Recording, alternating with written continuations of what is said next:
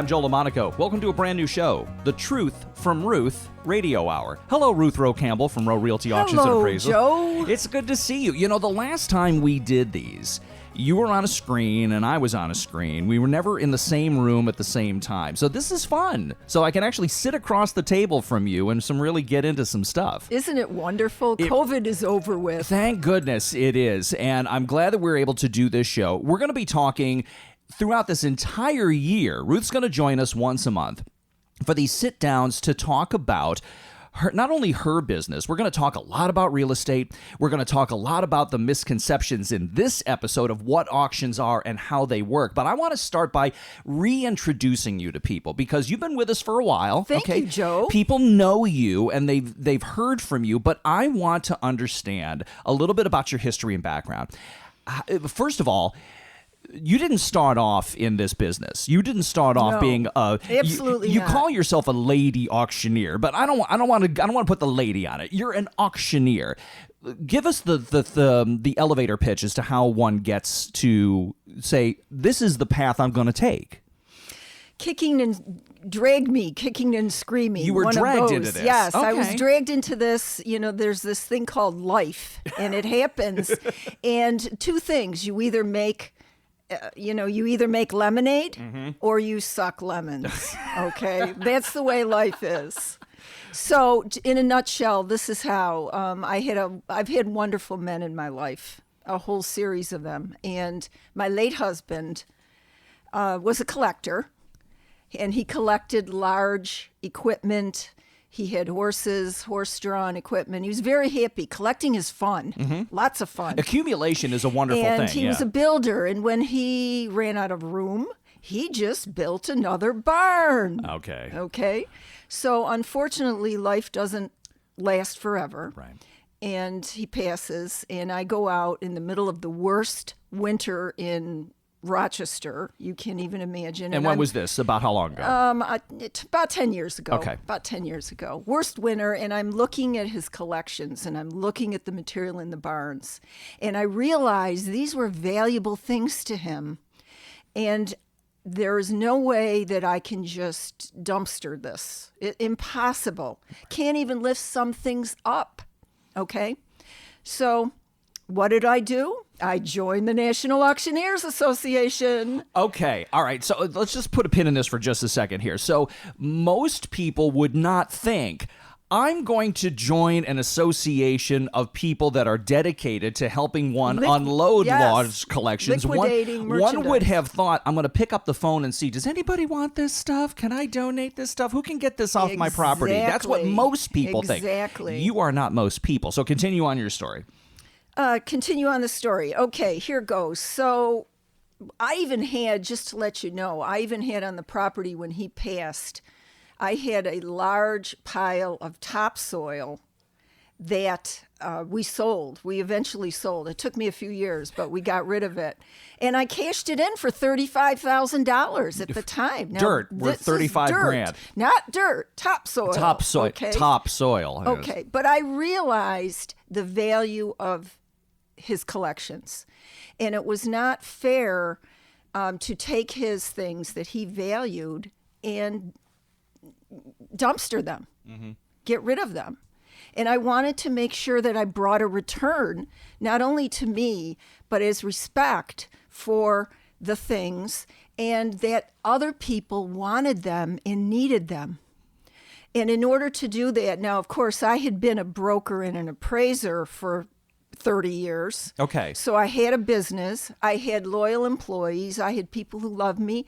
And I just changed into an auctioneer out of necessity. So you were tangentially in the business anyways. You had some attachment to sort of the infrastructure of what auctioneering was going to be. Businesses. You had that background, but out of necessity you had to now add something into it. So Yes. you've got realty and appraisals already in your business model. Yes. Then you add auctioneering in. And I would imagine getting into that, number one, it's a male-dominated, well, every industry is a male-dominated True. industry, let's be honest True. here. That's fine. So you show up into the auctioneering association. What do they make of you when you first walk in And the door? they said, sorry, kid, there's no women in this field. Too bad, too sad. We don't let girls in here. That's okay. We'll do something with you. Just hang in there. We'll do something. Sure. So, to make a long story short, I got into it, but actually the truth is that the auctioneers nationwide are very supportive of each other. Oh, nice. It's a very supportive, friendly, family organization. They took me in. They gave me the opportunity to learn the industry, to become designated in their industry. But I decided at a certain point that I was not going to, that I was going to go online with the industry. Okay. That the industry was moving online, and that was the best way to bring value to products. Do you think you're a little ahead of the curve on that? Probably, but Okay. Well, I would imagine that you came into an industry, you came into that association where there may have been a lot of, we'll call it tradition, and people Yes. doing it a certain way Yes. because they'd always done it that way. You come in then and maybe bring a different perspective or a wider perspective to say, look, you can just work your market or your region, but what if you were to say, let's work a wider area or the whole country? Why not do that? nationwide. It's Why not? And I would imagine some people would have looked at that and gone like, you're nuts, kid. But the truth is, you take from every industry the best, the competitiveness, the fun, and you tailor it to your local market. Okay. Because that's what we're helping. The bottom line is we're helping local people. Did you start knowing that you wanted to do, you did it out of necessity because you had such a large collection of things Yes. here that you had to, on your own, for your own personal use, get rid of or find new homes for it. Did you think at that time it was going to be collections, or was real estate always going to be a part of how you were going to work this new part of your business model? Real estate is in my blood, and it's always been my, meat and potatoes. And in fairness, the real estate industry in our area needs some modernization. Okay. It is stuck in some very old, traditional, conservative models. Okay. So you decide you're going to come in, and you've already had sort of the basis. You have the appraisal basis. You have the real estate Yes. basis. Now you're going to take and you're going to drop auctions on top of that. And where does that... What's first step for you then?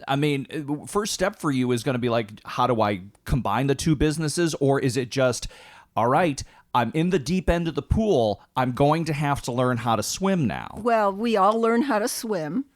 Either that or we drown. Okay. Yes. But it was, let's take what's best out of the auction industry and use it for our own customers, Okay. both in real estate and whatever people need. People need right now some money Yeah. out there. There's a lot of people suffering, and they have things that are valuable to people nationwide. Why not cash them in? Okay. Now, not everything is valuable. Not everything people collect is valuable, but sometimes it is. Mm-hmm. And you have the right person in Ruth Rowe Campbell from Rowe Realty Auctions and Appraisals. Auctions, appraisals, real estate. It all comes together under one roof. You find her at digginfordeals.com, DIGGIN for deals.com. All right, we've done some introductions. We're going to take a break, and we're going to come back. We have a lot more to discuss with Ruth. In fact, every month, she's going to be here to talk not only about the real estate market. We're going to talk a little bit about the other collections, the right type of appraisals, what is really worth, and how it all gets marketed, not to just this local area, but to the entire nation, to connect the right property or collection with the right buyer, so that for her sellers, money goes back into their pocket. Stay tuned. We've got a lot more of The Truth from Ruth coming up next on News Radio WHAM 1180.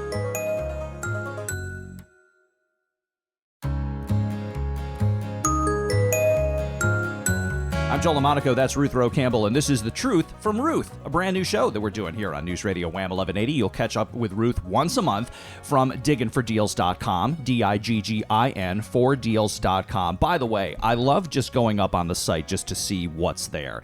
I'm not a player. I don't get in on this, but we're going to be talking a little later on in the show about some of the stuff that's up there right now. And, you know, quite honestly, you talked about in the first section, what people accumulate in their lives. Yes. It's not only is, you know, from a collectible standpoint or a value standpoint, it's just interesting to see what is important to people. And that's what you could get a sense of, I think, when you start meeting with your clients and doing these appraisals, to see in life, in, you know, what was important to them and how they translated that into items or properties or things like that. That is true. Yes, absolutely. So digginfordeals.com is the site. You go back all the time, sign up for the newsletter. You're going to get notified when new stuff comes in, because there's always things that you might not expect they're going to show up and you could find useful, or maybe your organization could find useful. So go up there and check out periodically to see what's new.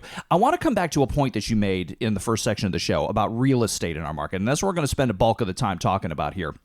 Is that real estate in this market, in the Rochester area, is stuck.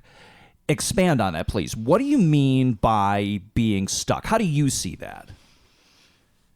Without getting too wordy. Without getting too, you know, Okay, give us the outsider's I'll perspective. give you the short little bit. Right. About 100 years ago, okay, in the olden days, Okay. Joe, the real estate market got something called a carve-out. Okay. And what it is that a broker, a real estate broker, can gather licensees, these are real estate agents, under their auspices. Okay. However, the real estate licensees are not employees. And people don't understand this when they call a corporate agency and they have an agent come out. They don't understand that that person that's sitting with dealing with their financial life is not really an employee of the broker. Okay. They're basically subcontractors. They're subcontractors. Okay. Now, the broker, where this becomes important is that the broker, they can't even tell them to come to a certain meeting under New York state law. They have it's a very loose conglomeration of people, okay? And there's a lot of people doing their own thing. There's a lot of hardworking, dedicated real estate agents. I'm a broker. I've been in the industry for many years, and I'm aware of that. But it's old. Okay. And it should be modernized. The whole business model of having people, large amounts of people running around that are not being paid, number one. They're not on a paycheck. They're completely commission-based, and they're not under really broker authority. Okay. So essentially what we have here is, you know, you always hear about that term subcontractor. It gets kind of a bad rap, especially, let's say, in the home improvement category. Yes. And you always want to steer clear of that. I think it all comes back to sort of a larger instance of, in real estate, there's a way it's always been done. Yes. Or there's not much training when it comes to buying and selling of real estate from a consumer standpoint as to what's really happening behind the scenes, how the sausage is made, as it were. True. And we learn a lot of things from dealing with our family or friends or people who've been through the experience, and you pick up little things as you go, but you don't really get a full picture about what it is that actually happens to transfer a piece of property from one owner to another. Exactly. And you have to have people who are knowledgeable and dedicated and supervised. Now, just to let you know, in one of my former lives, I owned a Remax franchise. Okay. 7 years, went through the whole management training program, had agents, and I quickly learned that you really have no control over them. Okay. All right. So, and I would assume that knowing what you knew about that was one of the reasons that also helped vault you towards the direction that you've gone to be the sole proprietor here, to know that when your clients come in, they're working just with you. They know it's very transparent. They're going to see everything. And you're working on behalf of your sellers exclusively. That's a big part. And I want to make sure that we take a little time to talk about that, is that Ruth is a seller's agent. Explain to us a little bit about that difference. New York State has different categories of real estate agents. They have us all chopped up into buyer's agents, buyers with dual agents, and you name it, it is there, seller's agents. And what the public needs to know is very important. Okay. If you are a real estate seller, the only person, the one and only person who represents you, who takes care of you, who cares about you, is the person you hire. Everyone else in the entire transaction from beginning to end, from the day you offer your property to the day you close, in some way, shape, or form, represents the buyer. So it's very important who you hire.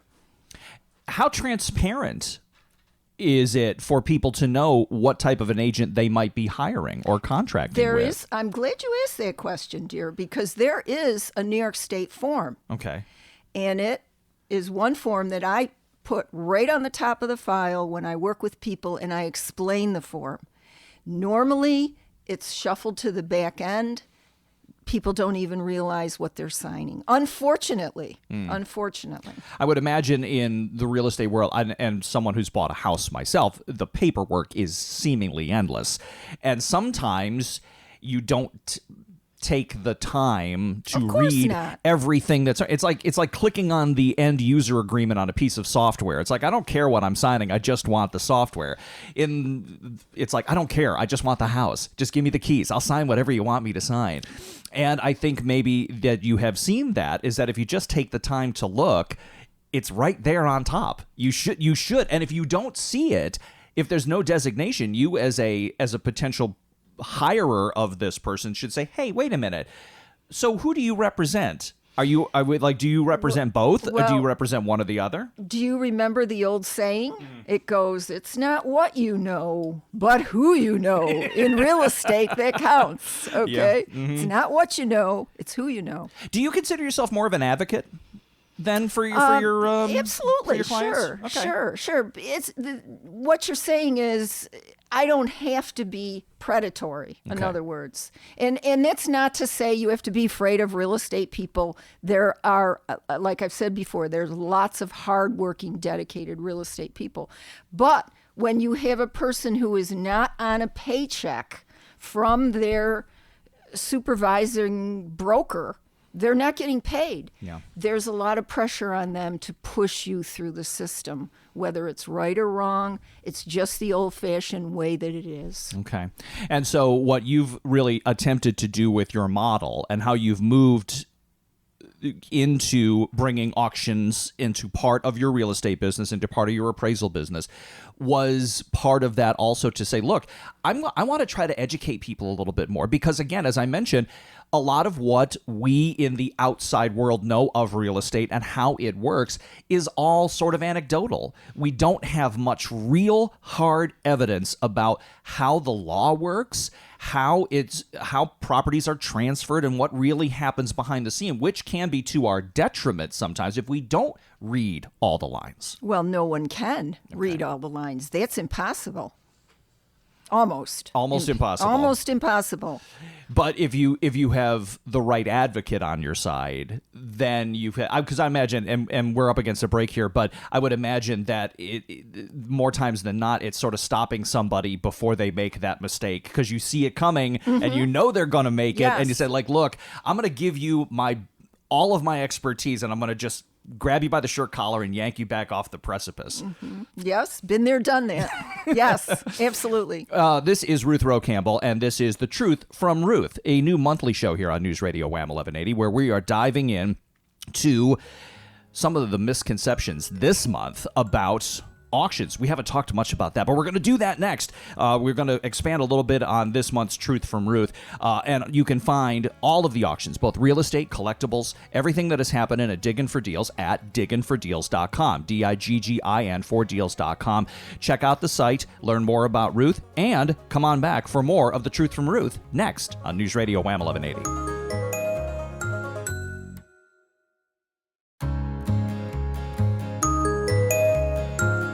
Back for the second half of The Truth from Ruth on News Radio WHAM 1180. I'm Joe LaMonaco, and I'm joined by Ruth Rowe Campbell from Rowe Realty Auctions and Appraisals at digginfordeals.com, DIGGIN for deals.com. Ruth is going to join us once a month, not only for a feature called The Truth from Ruth, which you will hear on the last Friday of the month during the WHAM Morning News, but the following day is this show where we're going to be able to take a lot more time to dive into some specific topics. And once a month, Ruth will come back and she will have some wonderful explanations and insights for us. We're looking at this as an educational opportunity, as basically for you all out there.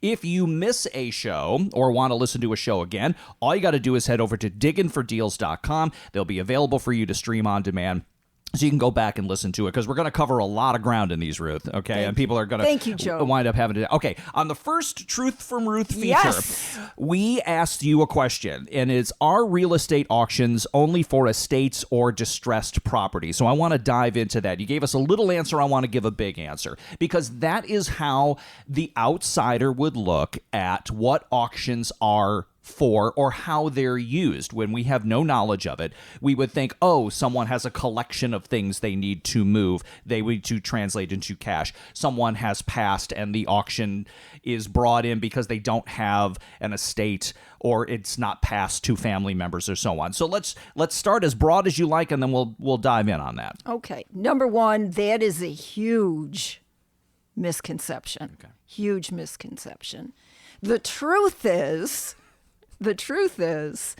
that real estate auctions do two things. It's easy to remember. They maximize the value to the seller. They always maximize the value to the seller because it's competitive, it's transparent, and they also, and here's the big one, they reduce the seller's costs.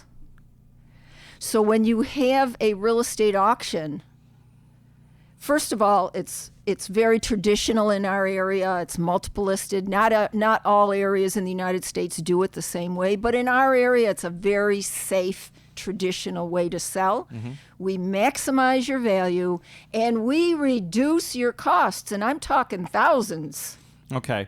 So let's take the second part first. By reducing costs, let's break that down a little bit, because again, from the outsider, we don't necessarily know about all the things that are related and sort of how the process works, and with the process comes a dollar value that it has to go. So when we're talking about costs, what are we talking about? The types of things that you can potentially have some savings on in an auction environment. Well, let me just discuss a $500,000 house in our own area. Now, there are many $500,000 houses. Mm-hmm. $500,000 is $500,000. Yeah. That is not a real expensive house in our area. Okay. So would you rather pay a marketing fee or a commission to a real estate agent of $30,000, or would you rather pay $15,000? Just to give you numbers, just to put this into perspective of numbers. Now, not everyone has a $500,000 house, but when the buyer is given the opportunity to buy your house and pay their own marketing fee to the buyer's agent that represents them, they're more than happy to do that. Okay. Now you say to me, Ruth, wait a minute. Where is the buyer going to get all this money? They don't have to. We can put it right into their purchase price, and they can finance it into their mortgage just like anything else, okay? So it's very easy for a seller to slash their costs.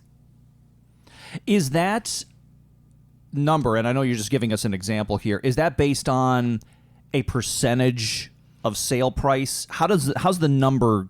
How do you come up with a number? We don't commissions, marketing fee, whatever. This is very sensitive discussion, okay, because it is negotiable in New York State. The first thing in the olden days that we used to learn as real estate people is that commissions are negotiable in New York State. So we don't talk about percentages. All right. I'm just saying, as an example, all right, there is a buyer's agent that represents the buyer, and these people have agreements with their buyer. The buyer sits down with the buyer's agent right in the beginning, and they sign an agreement, and they say, we will pay you X if you sell us a home, if you find us a home and sell it to us. So let me ask you a question. Okay. This is it. Why does the seller pay the buyer's agent? That is something that we have talked about before in other things, and I can't come up with a good answer for that. Does it make any sense? But it goes back to something I talked about before, is the way it's always been done and how buyers and sellers learn about real estate, because it's so anecdotal. We learn about it from other people. So we think, oh, I guess I just have to. No, we don't. And one of the things that you told me a while ago is that everything is negotiable. Yes. And that is, if we can give you no other piece of information in this first episode, that is the thing that we want to arm you with, I think, the most, is that everything in a real estate transaction is negotiable. And that is a position of power, especially for a seller, and buyers can take advantage of that too, to know that you don't have to just go with what you're being given. You can counter. Everything is counterable. And that is the truth, straight from Ruth. But we're only halfway through, because I want to go back to the other side now. Is maximizing value, okay? That was the first point that you made, because we came into this backwards. And again, knowing a little bit about what I know from an auction perspective, yes, you can do that because you're in a competitive bid. So, but it's not just a competitive bid with people that are in the geographic area. So I guess what are we talking about for maximizing value, and how wide of a conversation is it? Okay, this is very easy. Now, we're always, as brokers, as real estate people, we're always interested in what kind of market are we in. Right now, we are in still a seller's market.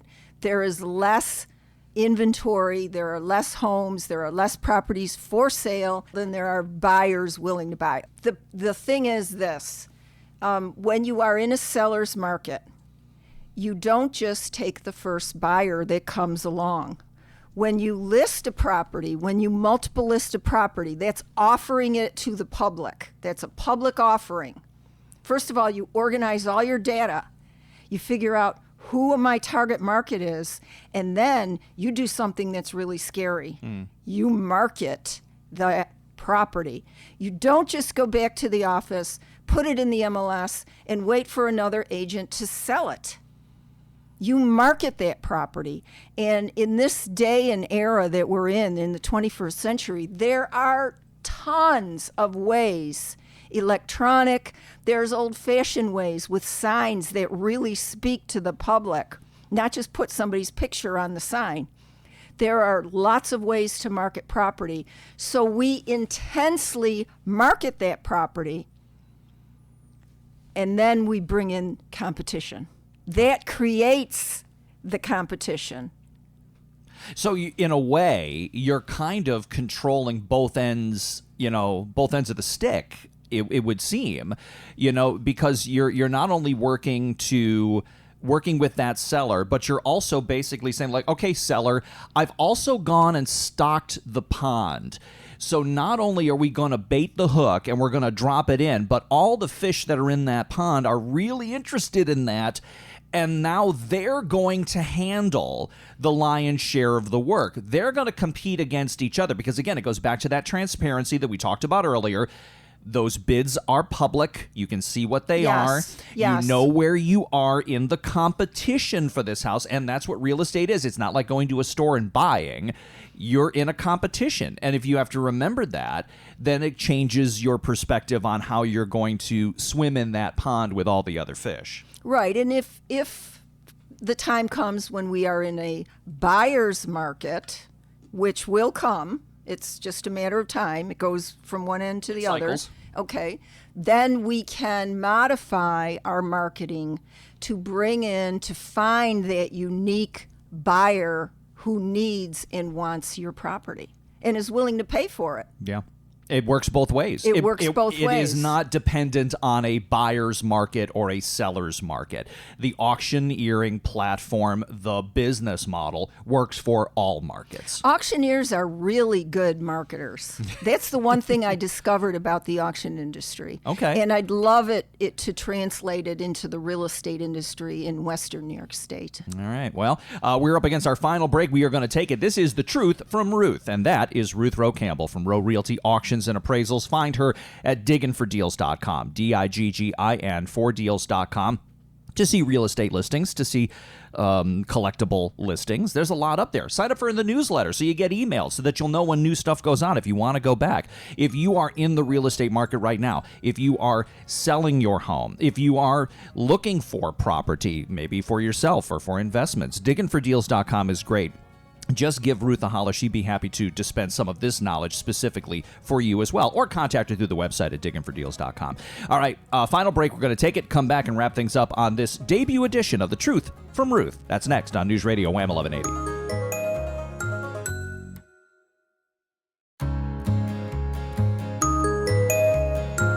Back to wrap things up on this debut edition of The Truth from Ruth on News Radio WHAM 1180. I'm Joe LaMonaco. Ruth is Ruth Rowe Campbell from Rowe Realty Auctions and Appraisals at digginfordeals.com, DIGGIN for deals.com. Want to catch up on this show? Want to listen to it again? Want to share it with somebody? Go to digginfordeals.com. Podcast will be posted there so that you can go back and re-listen because we're going to be sharing a lot of stuff. Some might go by too fast or you want to listen to again, or I don't think if I hear that right. And there's a lot of key things that we're going to be coming back to month after month. Ruth will be here once a month with us to take one topic and really expand on it and to try to give you a better insight about it. And next month, just as a little tease, next month, can I stay at home? Can I age in place? What are the things I should be looking for if it's time to downsize or leave my current home? What should I be looking for? That is next month's Truth from Ruth. So if that's a topic that you might be interested in, a month from now, we're going to be dealing with that and really breaking it down. I don't know if we're going to have time in an hour, Ruth. That seems like there's an awful lot there. Time. We always have time. We're going to come back and we're going to talk about a lot of things, but there's a couple of things that we talked about this month that I just want to recap real quick. How real estate works and how things are kind of stuck in an old model. What have you seen over your last decade plus now in working in this environment about how working with your sellers in an auction environment has kind of tried to pick away a little bit at some of that stuck and maybe try to move it a little bit? How have you seen things? Are they still stuck or are they starting to move a little bit? It's hard to say. Okay. It's hard to say. It's like throwing a stone in a pond. I mean, the industry is huge. Real estate is huge. Years ago when they started the National Association of Realtors, the motto was, under all is land. Okay. If you can think about that. Under all is land. And I mean, we've got a president that's talking about purchasing Greenland. Yeah. I mean, give me a break. So the real estate, I'm not trying to save the world here. We're not trying to save the world. We're just trying to help people that are in a situation where they need to figure out, is it time to sell and maximize the value of their home and save them money. They're what we call smart sellers. And it seems that it simplifies the process. One could look at real estate as being, wow, this seems daunting. Seems that there's a lot. There's legal involved. It's a big deal. There's lawyers. There's meetings. There's lots of paperwork to sign. But if I'm hearing you correctly, we can visualize it in our head as being a relatively narrow thing, a narrow path that we can walk down with the right guidance, so that we can make good, informed decisions. Because I have a sneaking suspicion you've seen people make uninformed decisions that have cost them in the past. Oh, real estate can be a costly mistake in life, and you want to try to avoid that. Yeah. You want to try and make smart real estate decisions.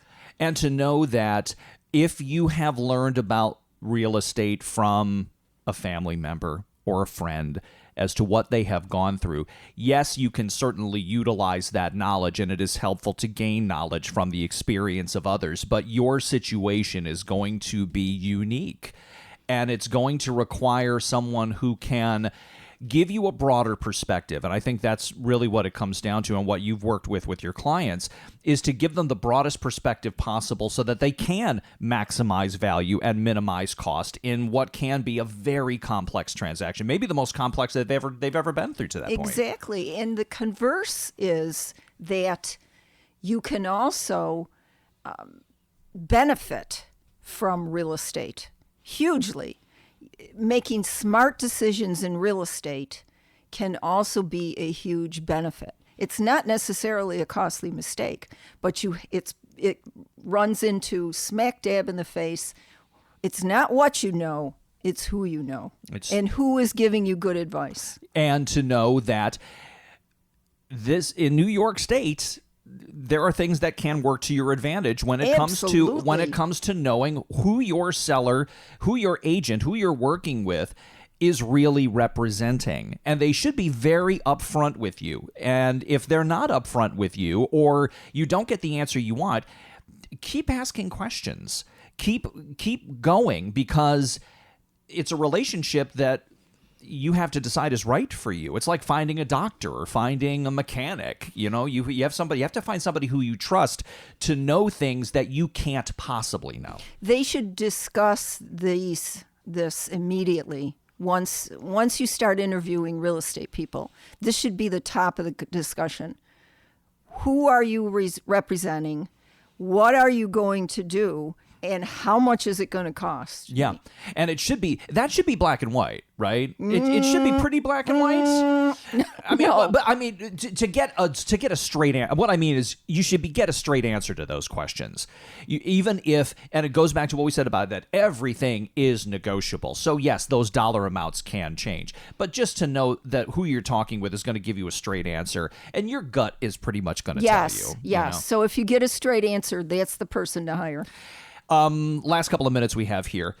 Tell me one thing that you love about auctions and the real estate market, and how you've taken the larger part of your career and combined it with this newer part of your career. What's that one thing that just gives you that glint in your eye? Oh, it's so right out there. You know, it's the fun of it. And the trust that people put into you when you are translating the equity in their home or the equity that they have in their property, and they go to closing and they get the big check. You know, that is wonderful. Okay. Now, do I get paid? Yes. Okay. Because I admit it. They pay me for this. You are in business. This is not a volunteer thing. Okay, the benefit to the customer exceeds anything, and the excitement in their life, and to benefit people is great. And I would imagine they also look at it and go like, wow, I never knew I could do. Maybe they've been through a real estate transaction before. Maybe it's their second house or their third house. And they tell you about the horror stories. And I would imagine that, you know, they've seen now the other side and go like, why wasn't this an option? Why did I not know about this? That it was something that I could even try to do, instead of the way it's always been. Exactly.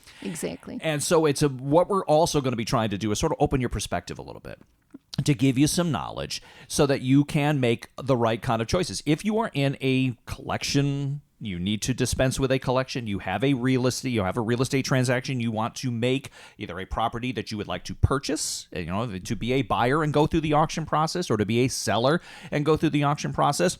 What we're going to do on this show every month is to give you a little bit of an insight into some of the things that go on behind the scenes. Information is a great, powerful tool for you so that you can make a great decision. If you want to reach Ruth Rowe Campbell at Rowe Realty Auctions and Appraisals during the week, you can find her at digginfordeals.com, DIGGIN, 4deals.com. Contact Ruth there. The phone number is there. You can give her a holler. Podcasts of this show will be available there as well. You can listen to them again. You can share them. Remember, coming up next month, downsizers, we're going to be talking to you on the tips for, can I age in place? Should I age in place? What are the things that I need to be looking for? That is next month's Truth from Ruth. So in the meantime, Ruth Rowe Campbell, thank you very much for chatting. Thank you, Joe, and thank you, neighbors and friends. All right, and we will be back out here next month for another Truth from Ruth. In the meantime, thank you for spending part of your weekend with us. I'm Joe LaMonaco, and this is News Radio WHAM 1180.